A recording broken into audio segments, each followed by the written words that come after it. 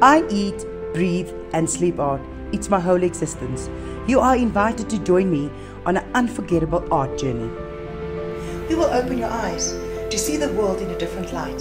It's not just about art, it's about life. If you could think about a box,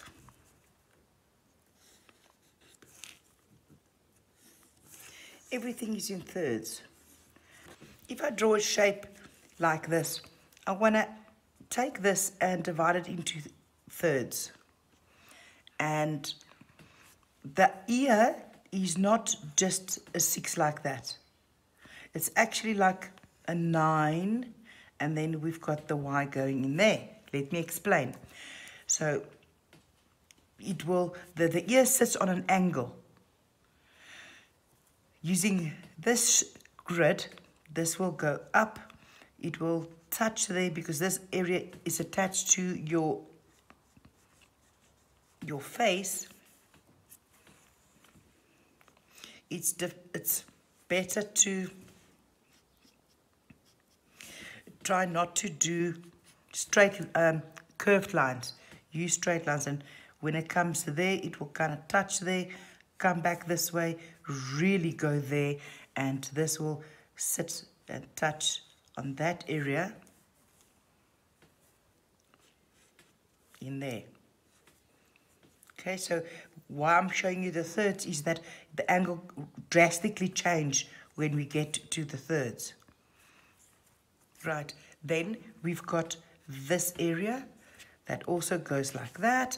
Try not to use curved lines for now, and this is what they call the helix. Don't forget about the helix of the ear, especially when you start painting. It's very easy to forget that area. Inside here, we have a Y line. So I'm going to bring this down. So that goes there, and you'll see that this goes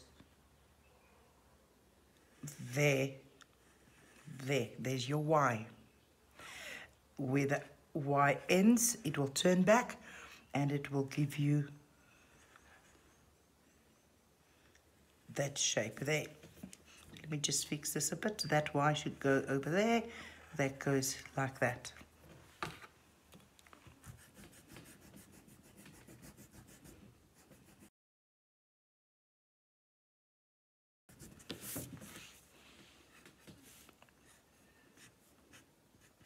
Right, so that is your helix.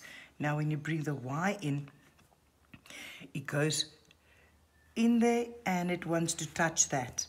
Brings this in, bring it in, make a curve, come down, up, and there.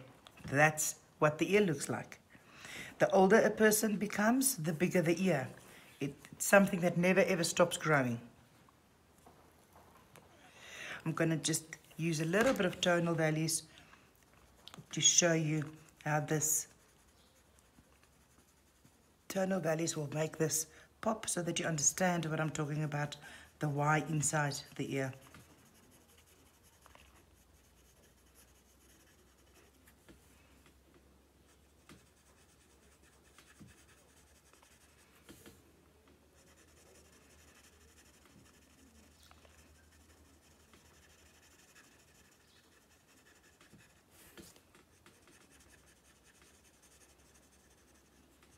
Like that.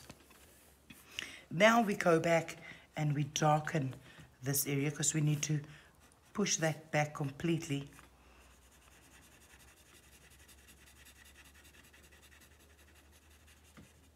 Okay, but this Y also has a shape or shadows that falls on that. I'm going to use my blending stick for that.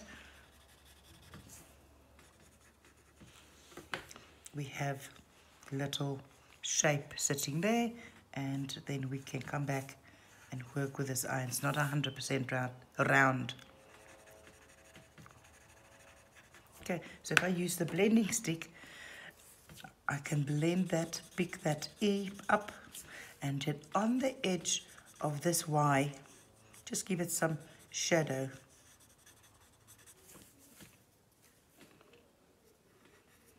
so that we work the lines away. And then I will work the very dark areas in there again. My pressure is a little bit harder. And the same goes for the helix of the ear. Just soften these areas out. Never forget to look at your subject matter, because that will give you the very nice guidelines of where the highlights fall and so forth.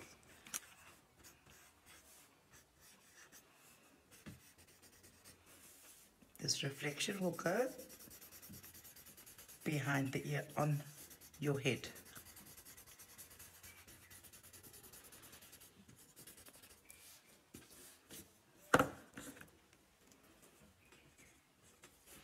So that is the principles of the ear. The moment the ear turns and we don't have a side view, it is working basically the same. It's just that your shape becomes thinner. I'm not measuring, I'm just showing you what the principles is behind this. So this one, it's going to tilt a bit this way. So I'm going to start off same as what I did there. Go there, touch the top part of your shape, bring it a little bit square there, bring that down, and what is going to disappear is the helix. We'll see the helix from a different angle. From that angle, I want to have the bell of the ear, turns in a little bit and go out. Right, now the helix was the second step. The helix will start there, it will turn and kind of disappear, because of the fact that it's on a different angle. We will still see the Y, but the Y again will be distorted.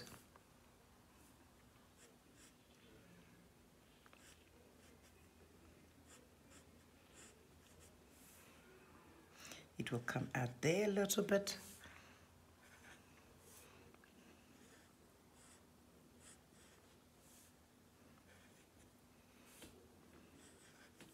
Okay, so let me put some shadow so you also get the same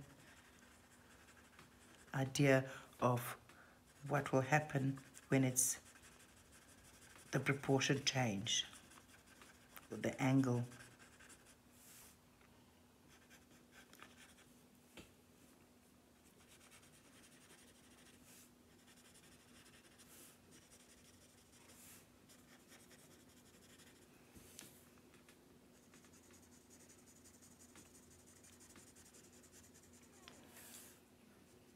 This area here is that area that will become more prominent.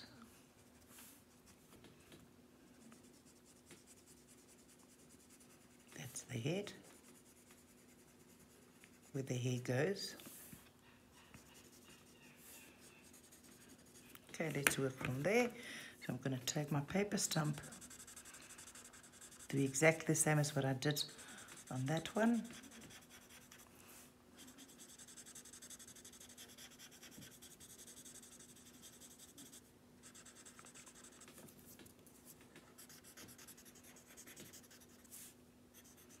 Do the dark areas first, and I'm just going to fill in the back of the ear that is on the skin. Working with this blending stump, there's a nickname for it. It's called the lazy tool. So careful that when you use it, that you use it wisely. In that case, what I mean about that is that don't take this stump and just color in. First give your subject matter, your drawing, some graphite to work with, and then you blend that out. Just to get to soft lines, I'm just going to soften that line with a blender. It works perfectly well.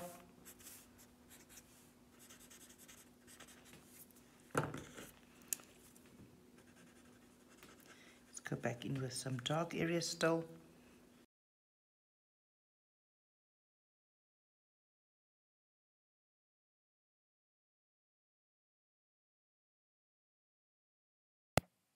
Use these principles to guide you and to help you understand everything about the ear.